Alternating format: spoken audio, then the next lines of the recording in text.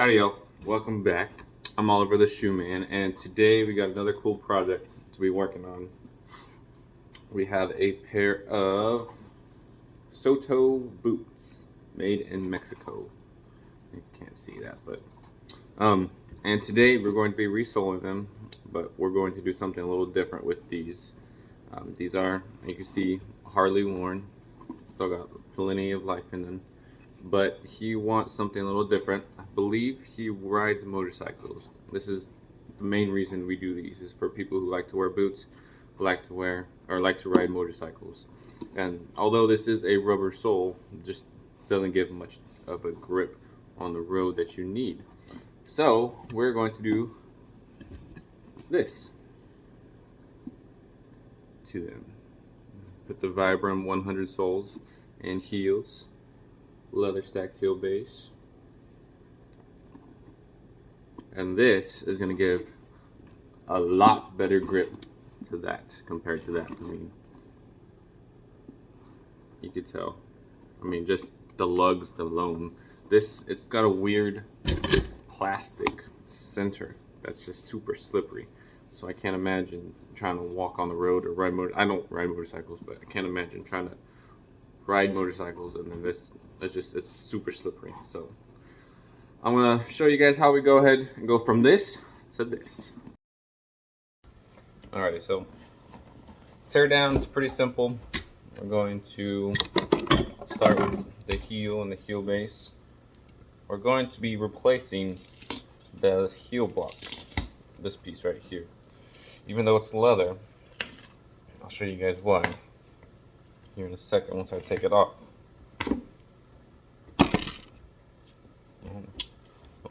Take it off now.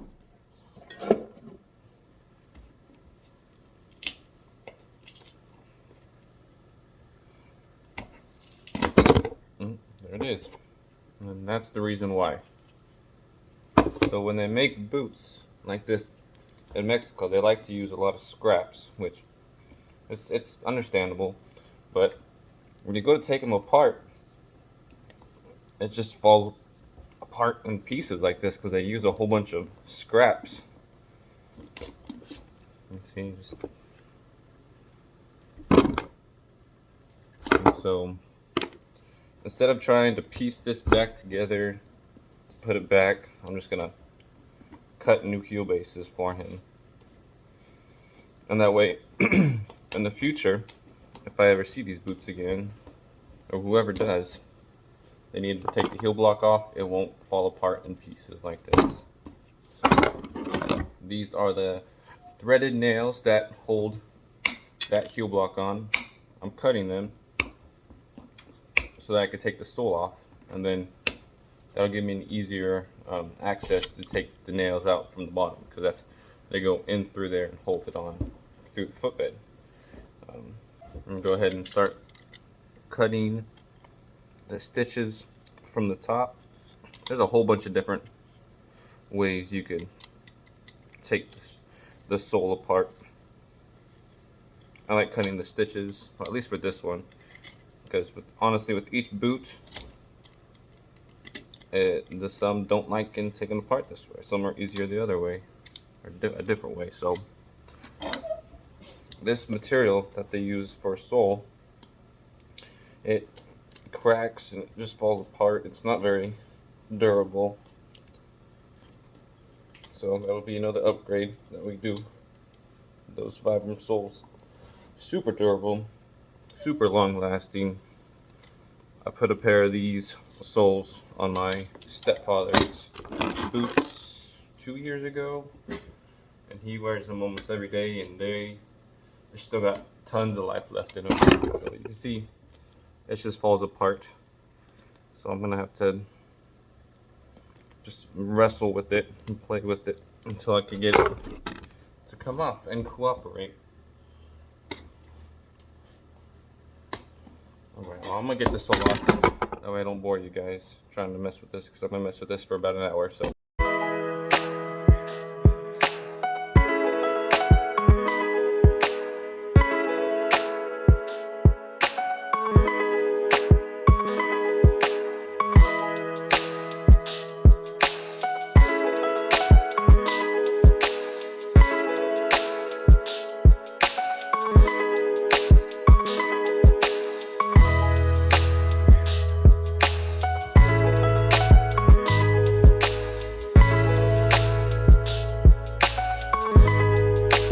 Alright, so we got the sole off. I got those nails that were in the back. I pulled them out this way so that there's no more nails in there. I went ahead and filled this front cavity with some cork. As you see before, they just had that white foam. And that's just to fill the cavity that's made by having this welt. When it's stitched on, the footbed kind of gets recessed. So you have to fill that in with cork. It fills the cavity and it also will form to your foot and add a little bit of cushion to it. Then I went ahead and picked all the old stitching that was holding the sole on, because when you go to stitch the new sole on, you don't want those extra stitches that aren't holding anything else on, because it doesn't look good and then you end up ruining the welt. These are double stitch boots, which can be very tricky to redo, which is why we end up charging a little bit extra to do that double stitch, because we have to try to land it in all the original holes that used to be in. And sometimes, unfortunately, we can't do that. It's just not possible. Well, it's not possible. It's the machine that we use. That one, it's a Landis L outsole machine. You stitch it upside down, so you can't tell if you're actually hitting the same holes or not. You can just adjust your guide, adjust your stitch length, and pray to God that it actually holds. So what I wanted to say, next step is going to be adding a midsole. Now this is just a thin black rubber piece that's going to go on and act as a midsole. This is what's going to get stitched to the welt. Usually with cowboy boots, this is an old a vintage pair of double H boots that I redid a while ago. You see it's just the welt and the sole. There's not really a midsole that needs to go on there, because it's just the welt and the sole. That's typically how most cowboy boots are made. Some of them you'll find with a midsole.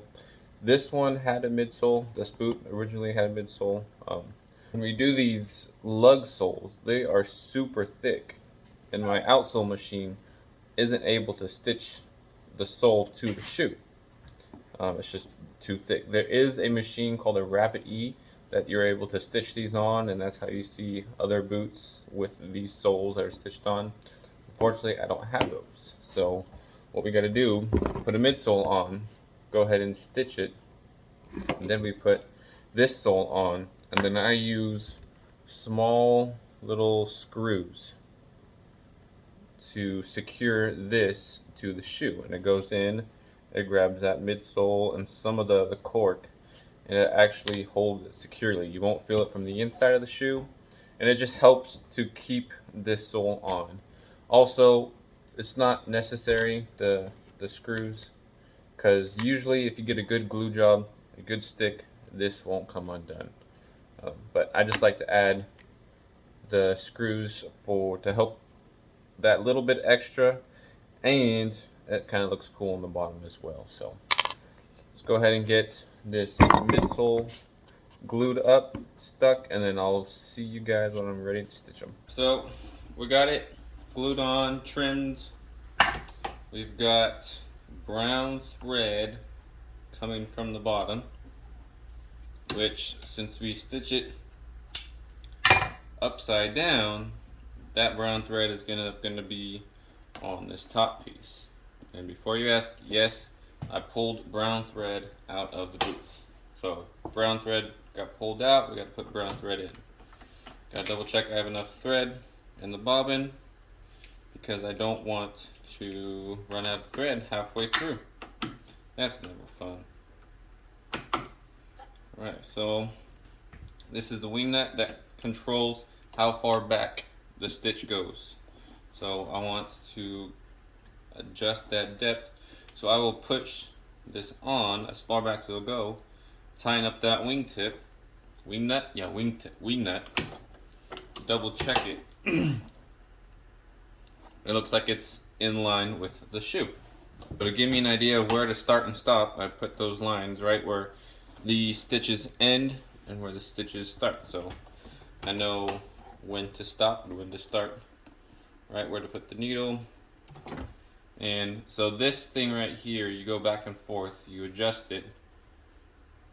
I don't want to adjust this because it's perfect, but that goes back and forth, and that adjusts the stitch length, how wide the stitches are between or on the welt. So that's at a perfect length stitch. So I'm going to go ahead and start the first one, because this machine usually messes up just on the first stitch, which like it did, so I have to fix it. And turn it on, and pray to God everything works out.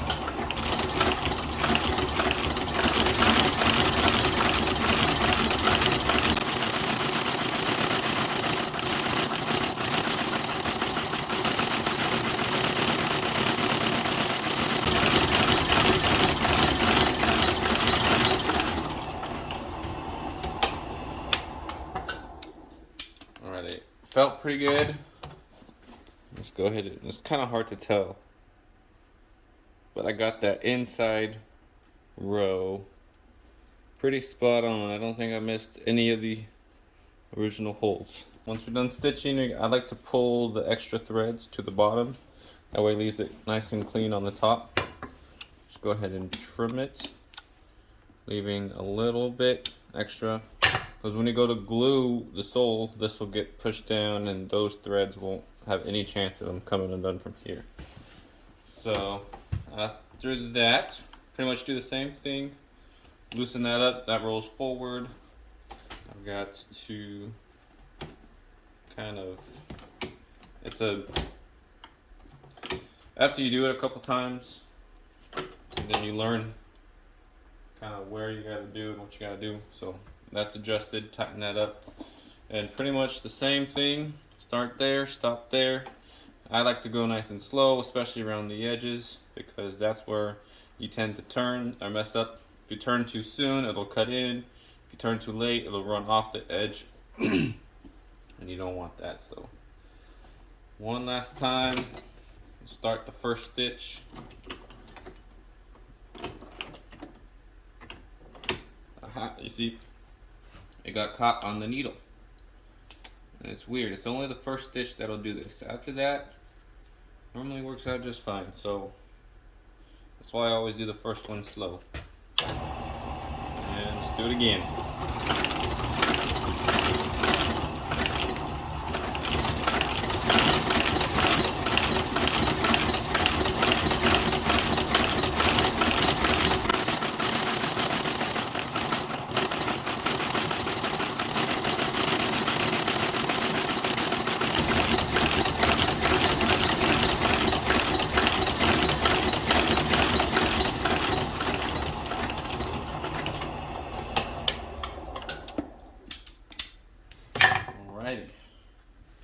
And as you can see, it was hard to tell, but we got them all in the same original holes as previous, which is the goal. These double stitches, they can be intimidating. They intimidate me sometimes. They don't always go that simple. Okay, but with practice, you learn, you get better, and with each boot you tend to get a lot better. So we're gonna go ahead and nail the back of the sole, so that way that is secured, and we'll be ready to glue the new sole on.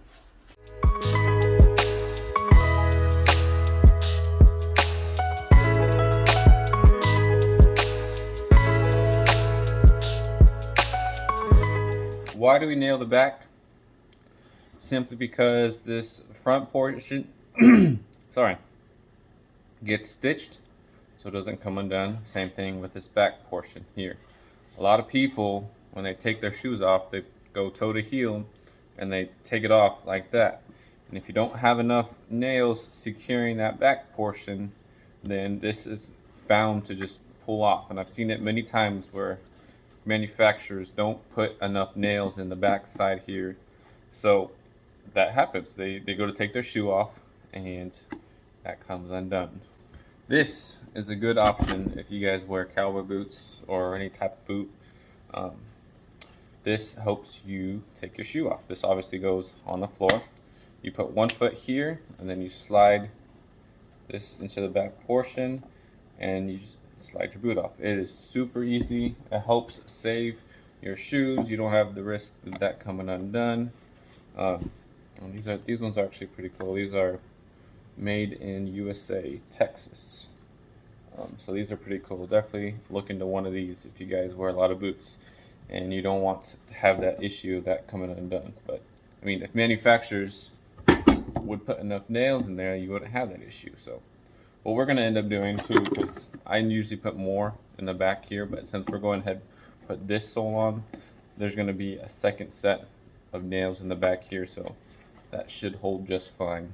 Plus, once we put the heel base back on, this is the old one. Once we put that back on, we're going to put more nails going down this way, holding that all together. They had 1, 2, 3, 4, 5 nails holding this on. I usually put 7, 8, 9 nails holding it all together, so it's nice and secure, super tight, and you won't have any issues with any of this coming undone at all.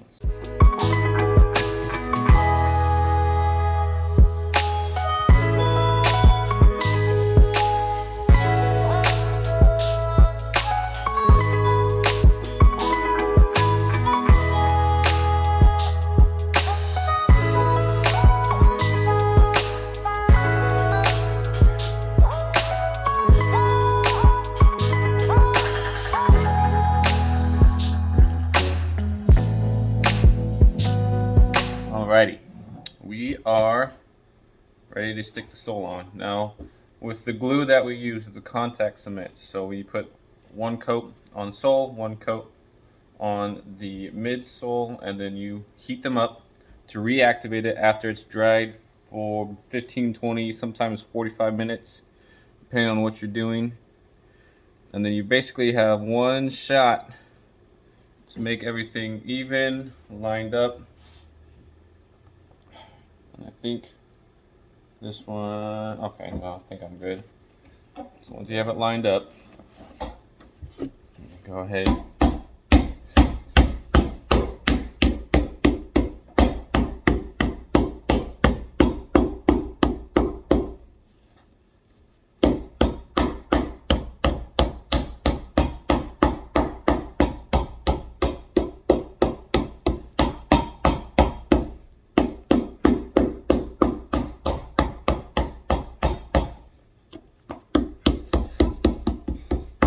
Basically, you just want every portion of the sole to have contact with the midsole. You don't want any air pockets, air bubbles, nothing. And then, so on the welt, you can't really hammer on the welt because this last supports the inside of the shoe, not the outside. So we go ahead and run it through our welt roller, which is this. You go up, you slide the shoe in. It's kind of hard to do this with one hand on the shoe, one hand on the phone. So you have that, and then you roll, and then obviously it's not going to roll right now, but because I don't have any hand on it. But basically roll it all the way around, and this presses down on that using this spring. Has tension on it, so that presses it down, and that helps to press the edges. That way you don't have any gaps or anything on the outside. Alrighty, and to make sure that I get a good bond between the sole and the shoe, we go ahead and put it in the press, which just goes and presses it down and holds it, and we put that there for about 2 to 3 minutes. Let it cure, turn around and do the back, because these soles are super heavy, and that they do have a tendency to come off and come unglued, especially if there's just a small little crack in between the sole and the midsole.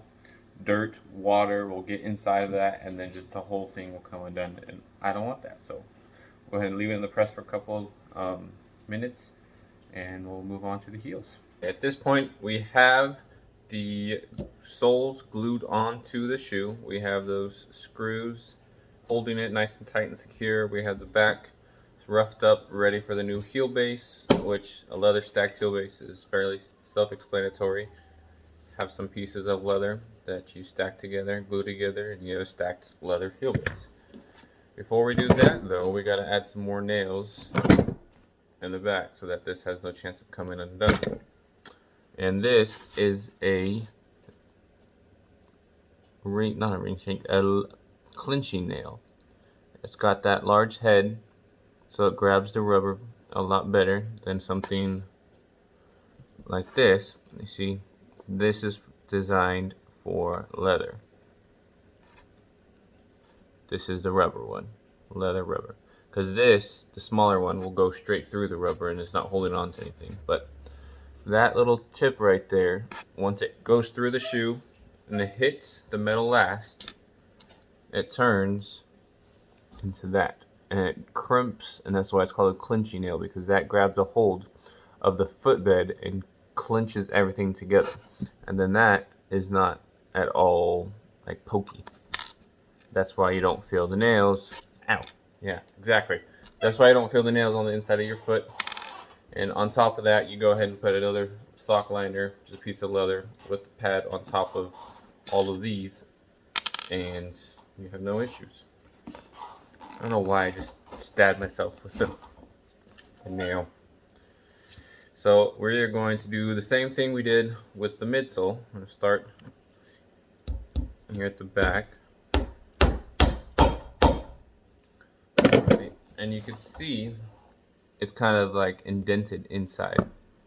And that's how you know it crimped and it's holding very well. Now if it's not like that, it just seems to be sitting on the surface, then you didn't hit the metal last. And that's the thing too. You have to make sure you're over the portion of the last, or it won't crimp. And you could feel it when you're nailing as well, if you're over it or not.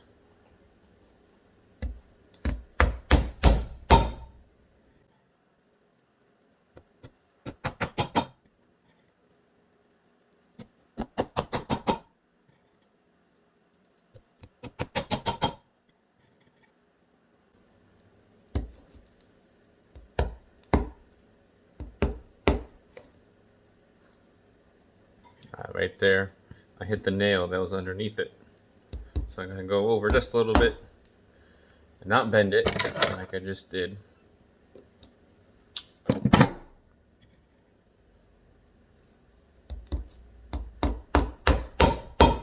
we go.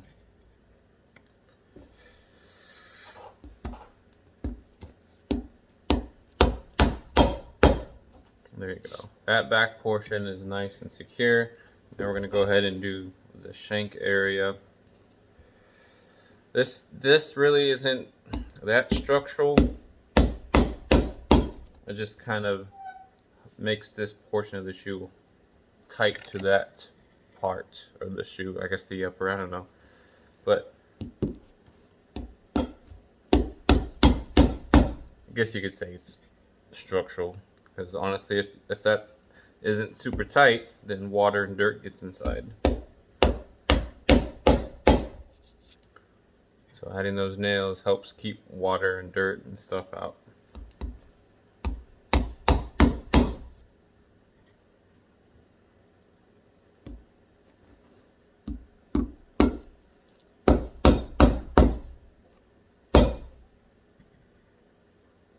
Last one.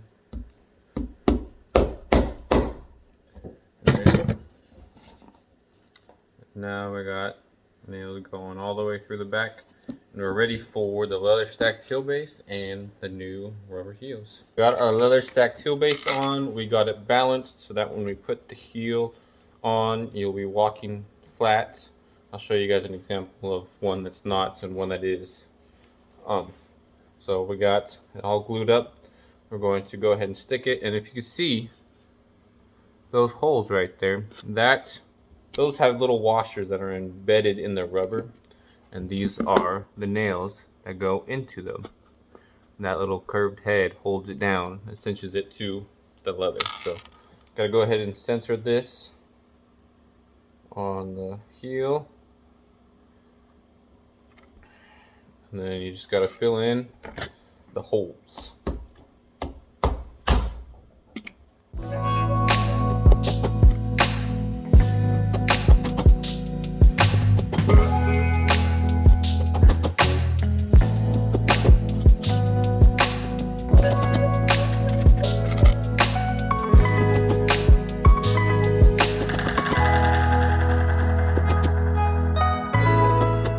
now that we have all the nails in, we're gonna go in and countersink them so they sit flush.